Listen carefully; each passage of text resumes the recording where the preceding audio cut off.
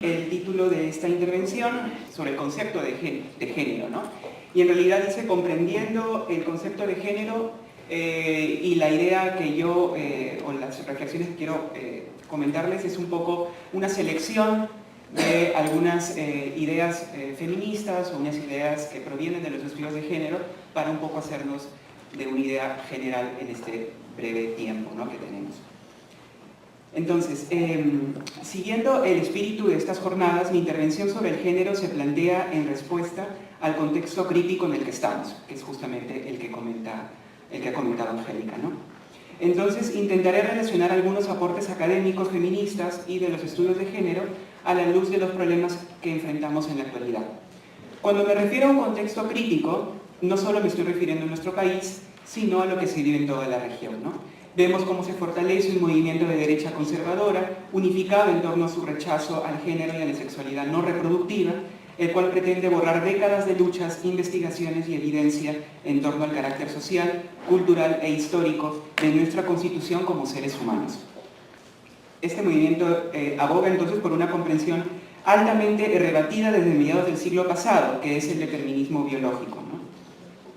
Bajo la consigna de la defensa de la familia, una ideología que enmascara y legitima el sexismo y la homofobia, es decir, la violencia. Todo esto en una fase neoliberal del capitalismo, con su énfasis en el individuo y en el debilitamiento de las instituciones públicas, el cual usa a la homosexualidad y al género como elementos para generar discordia y hacer mucho más débiles entonces los tejidos comunitarios, haciéndonos más vulnerables como individuos. A pesar de lo avanzado en las luchas sociales y legales por la igualdad entre hombres y mujeres, la violencia contra las mujeres se hace cada vez más cruenta y se hace mucho más evidente. ¿Qué significa esto? ¿Cómo puede aportar entonces la categoría de género para comprender y transformar esta profunda desigualdad? Por tal motivo, juntarnos para reflexionar en torno al género, como lo estamos haciendo ahora, no solo como concepto, sino como una intervención histórica y política en el campo de lo humano y de lo social, es una tarea urgente, pero también muy útil si queremos entender cómo se construyen las relaciones de poder. Entonces, para empezar, quiero arrancar con una primera idea. El género, como concepto, nació como una respuesta crítica al determinismo biológico que pretendía justificar la desigualdad entre hombres y mujeres como un hecho natural, es decir, algo que reside en nuestros propios cuerpos. Esta respuesta crítica partió del movimiento feminista durante la segunda mitad del siglo XX, es decir, partió del trabajo de las mujeres. Este origen político en el feminismo es fundamental de ser señalado y recordado, porque el concepto de género provino de la necesidad de explicar por qué las mujeres a lo largo de la historia y en todas las sociedades han tenido un estatus inferior, sino subordinado a los hombres. La evidencia etnográfica en distintas sociedades y contextos culturales lo señala. Las sociedades tratan mejor a sus hombres que a sus mujeres. Es decir, el concepto estuvo vinculado desde su inicio a entender el poder y las estructuras profundas e históricas de subordinación. De esta manera, los feminismos, desde sus distintas vertientes, empezaron a teorizar sobre las causas de esta desigualdad, ¿no? Algunas feministas atribuyeron esta desigualdad a la valoración social y cultural de la anatomía y en especial de las capacidades reproductivas de las mujeres. Otras a una división social del trabajo que ubica a las mujeres en el orden de lo doméstico, ¿no?, fuera del ámbito público. Y otras a la objetivación sexual, es decir, al control y usufructo masculino de la sexualidad femenina. Cada una de estas corrientes ha ofrecido importantes reflexiones y evidencia que permite una comprensión amplia del problema. Sin embargo, algo en lo cual todas han coincidido y que quiero apuntar es justamente que dichas características que hacen a las mujeres desiguales o con un menor estatus en la sociedad no provienen del campo de la naturaleza, sino que se tratan de construcciones socioculturales. Aquí es necesario resaltar la complejidad de un postulado como este, ¿no? Se tiende mucho a banalizar la perspectiva del constructivismo social trabajado de las ciencias sociales al asumir algo así como que uno es capaz de construir su realidad por sí mismo, ¿no? Y esto no es tan sencillo. Cuando nos referimos a construcción social, estamos hablando de cómo sentidos y significados profundos que nos definen son producto de procesos históricos, procesos lentos, no dirigidos, pero sí en disputa. Rita Segato, una antropóloga argentina, incluso sugiere que tal evidencia, o sea, la desigualdad social y cultural entre hombres y mujeres, se llega incluso a confundir con la historia de la especie. Es decir, sus raíces son tan profundas y tan históricas que se han terminado por naturalizar, ¿no? Un ejemplo paradigmático para las sociedades occidentales y occidentalizadas por conquista son las convenciones médicas para definir el sexo de una persona, ¿no? Se asume como convención que las personas se dividen a partir de su sexo anatómico, ¿no? Hombre, mujer, macho y hembra, ¿no?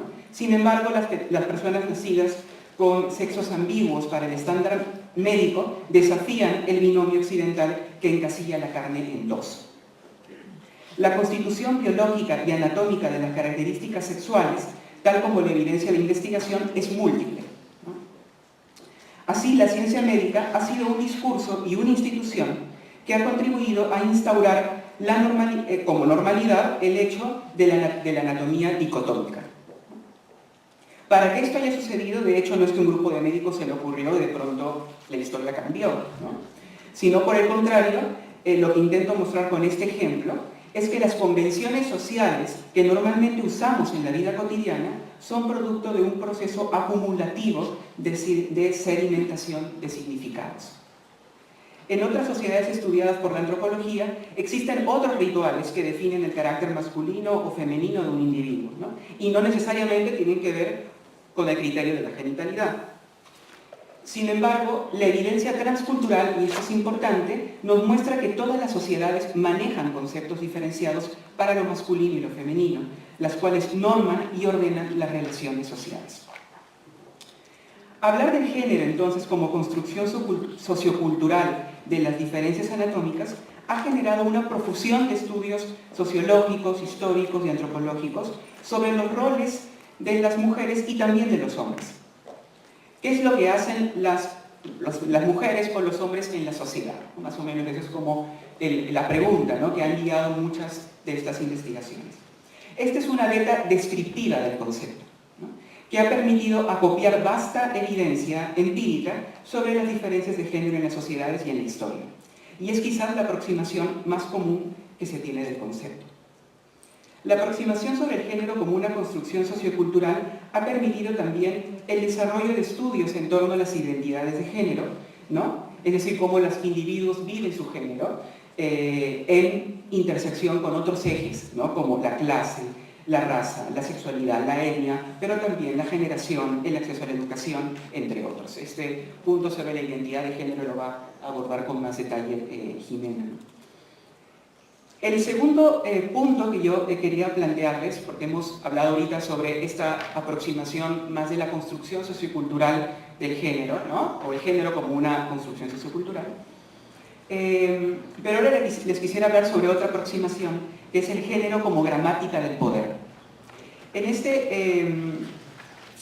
Y esto lo entiende entonces al género como un campo primario donde se articula el poder, en palabras de la historiadora Joanna Scott. Es decir, el poder se constituye a través de la estructura dicotómica y asimétrica del género. El género entonces se vuelve una gramática, un lenguaje, ¿no?, a través del cual el poder se puede manifestar y de esta manera cobra vida y tiene efectos reales en las relaciones humanas. A través del género entonces, tal como lo explica Scott, se estructura la percepción y la organización concreta y simbólica de toda la vida social, estableciendo así una distribución diferencial del poder, es decir, del control sobre recursos materiales y simbólicos o el acceso a estos recursos. Un ejemplo interesante de cómo los discursos, un ejemplo interesante de esta aproximación del género como gramática, ¿no?, para que se manifieste el poder, son por ejemplo los discursos sobre nación. Cito por ejemplo a las investigadoras Franco y Sommer, ¿no? Los íconos esencializados de las mujeres como significantes de estabilidad y reproducción cultural, los cuerpos femeninos como portadores de diferencias tanto nacionales como étnicas, o como encarnación de la familia o de la heteronormatividad, son imágenes recurrentes en los diversos periodos de construcción nacional. Entonces, la construcción histórica de la nación ha hecho uso del lenguaje de género, de los significados de género, para tener realmente un efecto concreto en la vida de las personas, ¿no? Entonces, abordar el género como campo para la constitución del poder implica entenderla como una estructura simbólica y cognitiva de relaciones donde las posiciones femenino y masculino no están determinadas por la biología. Esto se hace claro cuando, por ejemplo, socialmente a una mujer que tiene actitud de mando se la llama masculina. O cuando en un salón de clase los adolescentes varones que no muestran asertividad y agresividad en su respuesta social son considerados femeninos. En estos ejemplos se hace patente, por un lado, uno, la preponderancia de los significados de género que pueden ser encarnados por personas no importa su anatomía, y dos, el valor diferencial de dichos significados, ¿no? Lo femenino y lo masculino no tienen el mismo estatus social y cultural.